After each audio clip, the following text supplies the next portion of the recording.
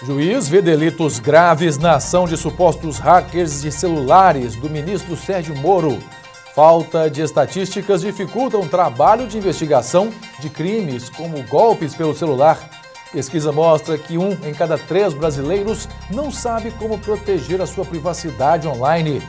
Facebook é multado em 5 bilhões de dólares por falhas na proteção de dados. Idosos buscam nos cursos de aperfeiçoamento profissional uma forma de voltar ao mercado de trabalho e a produzir. 2 brasileiros sobem no pódio no Mundial de Natação na Coreia do Sul. Festival Latinidades reivindica saberes de mulheres negras em São Paulo. Conheça a história de luta e superação de um artesão de Paracatu. E ainda, na reportagem de hoje da série Paraíso das Quitandas, você vai conhecer a receita da deliciosa empadinha de capa fina de Paracatu. Esses e outros assuntos agora no Minas Brasil Notícias.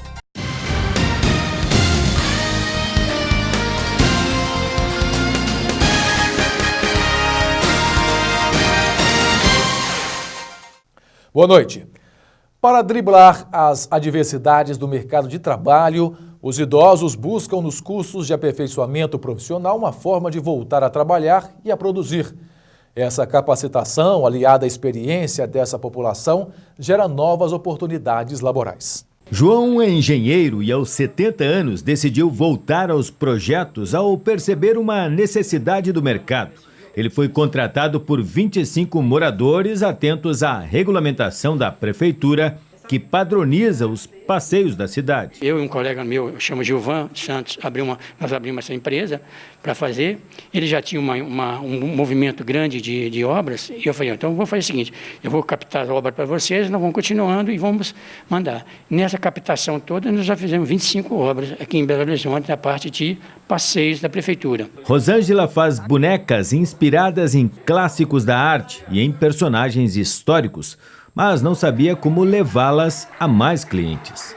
Eu já usei a mídia para mostrar o meu trabalho e já fui para uma feira em São Paulo que foi maravilhoso. Odete tem formação em pedagogia, já tocou os negócios da família, criou filhos e netos. Agora, aos 74, é blogueira. Me mostrou como que eu ainda poderia ter, aos 74 anos, essa possibilidade de interagir. E é uma interação muito grande, porque você tem que interagir com pessoas novas, da sua idade. Além da experiência, estes senhores e senhoras têm em comum a veia empreendedora. A capacidade criativa estava lá, perdida no tempo. A virada veio em um curso de 80 horas, gratuito. Eles também tiveram o apoio de consultores especializados em empreendedorismo. Em um ano, 930 idosos se capacitaram em aulas de marketing, visão de negócio, gestão. A madrinha deles, Eliane, sabia que um dia iria honrar o pai. Foi um projeto que não existia nem no Brasil nem no mundo e começou desde os meus 17 anos de idade com uma indignação que eu tinha quando eu trabalhava com contratação de mão de obra e não podia contratar acima de 40. E na época meu pai tinha essa faixa de idade, né? Uma pesquisa do Sebrae com dados sobre microempreendedor individual e de um estudo sobre empreendedorismo apontou que pessoas mais velhas têm vantagens quando se lançam ao mercado. São pessoas mais pacientes, são pessoas que têm a capacidade de ensinar mais fácil e têm um atendimento ao cliente sempre melhor. Inclusive tem empresas que começam a contratar pessoas mais velhas, assim, nichos específicos, justamente por causa desse tato com o cliente que é muito bom. Márcio vai diversificar seu negócio aos 64 anos. Após fazer o curso, viu novas oportunidades no competitivo mercado de grama artificial. Arrumei também pessoas para trabalhar junto comigo. Acabou que tem alguma pessoa que eu terceirizo para me ajudar na prospecção dos negócios, né? Aqui tem uma pessoa que trabalha comigo aqui, que recebe as ligações. Então é um segmento que eu estou bastante envolvido, né? Ter salário alto, filho e casa própria não são prioridades para os jovens. Uma pesquisa mostra que a chamada geração Z prefere o equilíbrio entre o desempenho profissional e a satisfação na vida pessoal. O curso é preparatório para a carreira militar. São horas e horas de estudo diário para fazer o disputadíssimo concurso que se aproxima. Alguns já têm muita certeza do que realmente querem, mas a gente sabe que é um desafio grande dia a dia, é um ambiente de muita concorrência e que exige do aluno muita dedicação. Carlos quer uma vaga na Escola Naval. Natália, para a Marinha Mercante. A escolha deles não foi por carreiras que ofereçam altos salários. A maior parte do meu dia a dia seria correr atrás de dinheiro para em algum momento eu poder usufruir dele. Minha vida é curta para eu ficar correndo atrás de coisas que não vão me fazer com que eu me sinta bem, com o que eu quero. Eu acredito muito que a felicidade no trabalho é a chave para a sua vida ser bem-sucedida, não só a questão financeira. O Carlos e a Natália fazem parte da chamada Geração Z, que reúne os nascidos entre 1995 e 2010. E quando são apresentados para os jovens que hoje têm entre 18 e 24 anos questões sobre o futuro profissional, a maioria se mostra com uma visão bem diferente das gerações anteriores. Os maiores de idade desta geração somam hoje 24 milhões e representam 15% dos adultos brasileiros.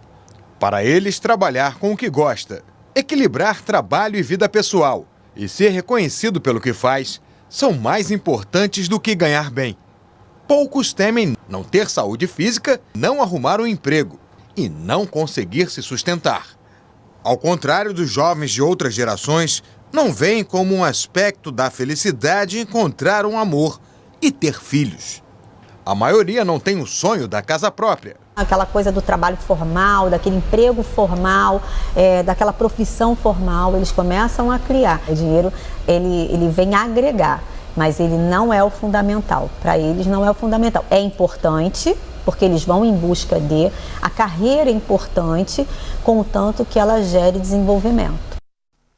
A Agência Nacional de Saúde Suplementar, ANS, limitou o percentual máximo de reajuste nas mensalidades dos planos de saúde.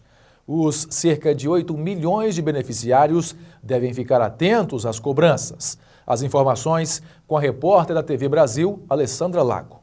Os planos de saúde individuais ou familiares com aniversário no período de maio deste ano a abril de 2020 terão reajuste máximo de 7,35%.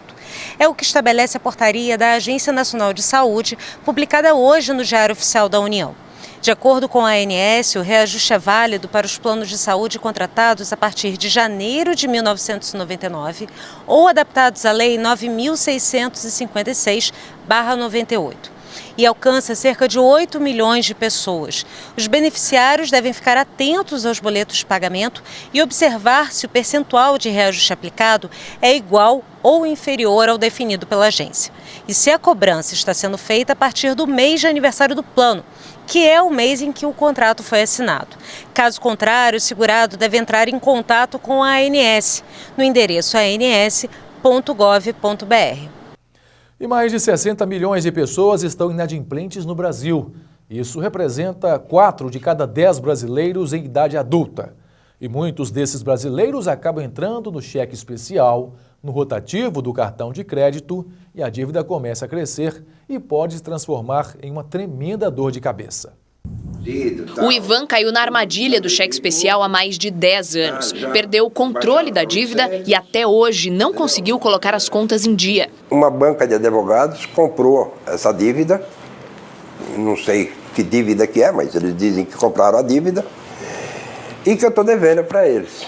Essa associação recebe cerca de 600 pessoas por mês em busca de socorro para resolver problemas com juros bancários. Uns adoeceram, outros perderam emprego. Hoje, alguém que perde emprego, a recolocação desse mesmo cidadão no mercado, empregado no mercado, está girando de 4 a 5 anos. O camarada tem cartão de crédito, o cara tem cheque especial, ele desiste. Ele fala, eu não vou pagar. Eu não tenho como pagar. Há um vilão escondido sob o cheque especial e o cartão de crédito, os juros compostos, popularmente conhecidos como juros sobre juros. É uma tradição no Brasil passar o valor das taxas mensais ao consumidor, que muitas vezes não é informado da bola de neve que elas podem gerar. Os juros do cheque especial e do cartão de crédito estão próximos de 300% ao ano. Um exemplo prático do que isso significa. Se você tiver uma dívida de R$1.000 no começo de janeiro e não conseguir pagá-la, essa dívida vai se tornar cerca de R$3.000 no final de dezembro. Uma recomendação é utilizar esse tipo de crédito somente em emergências e quando estiver consciente de que é possível pagar esse valor em um curto prazo. Na opinião deste economista, a justificativa para as taxas altíssimas praticadas no Brasil é a falta de concorrência entre os bancos. Você tem 5 bancos que têm 85% dos ativos e dos empréstimos, do crédito, né? Eles se entendem entre si e mantêm taxas de juros que são um acordo interbancário, tanto assim que são praticamente idênticos entre eles, mas num nível que não é 20%, 30%, 40% mais caro do que nos Estados Unidos ou na Europa. Nós estamos falando uma diferença de 800% a 1.200% relativamente ao resto do mundo, né? A gente acaba se enrolando de tal forma que entra no orçamento familiar e os juros de cada mês eles vão rodando e é um problema depois ainda acertar esses juros. Tive que pagar a dívida e aí eu fui pegar o cheque especial. E fiquei 3 anos enrolado. É tipo assim, um benefício na hora, né? Que você consegue arrumar o dinheiro, só que depois você fica com a dívida. Aí ele sufoca você. Como é que foi a sua experiência?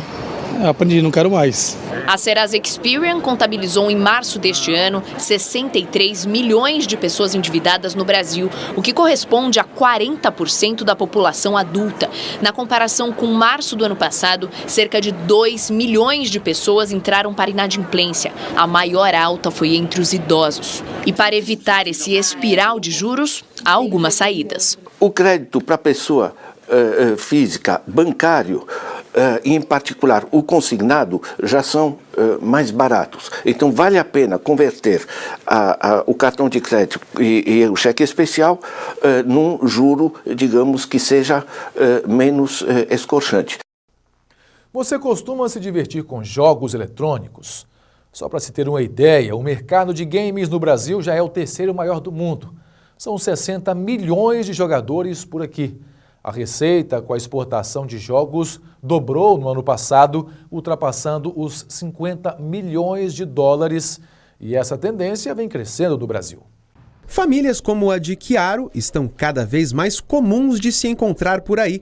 Na hora do lazer, ele e o filho, Luca, gostam de se divertir do mesmo jeito, jogando videogame. Eu jogo com meu pai, meus amigos também têm videogame, com os amigos do meu pai. Muitos problemas no trabalho e tudo mais, aí você chega, liga o videogame, quer esquecer um pouco daquilo, liga o videogame e aí, enfim, joga para descontrair mesmo, tirar um pouco o estresse, sabe, relaxar, esquecer um pouco os problemas. Quando Luca nasceu, a tecnologia dos games já era bem parecida com a atual. Chiaro, o pai, faz parte de uma geração que começou a jogar no começo dos anos 90, em videogames de 8 bits, e viu os jogos se tornarem cada vez mais complexos e realistas.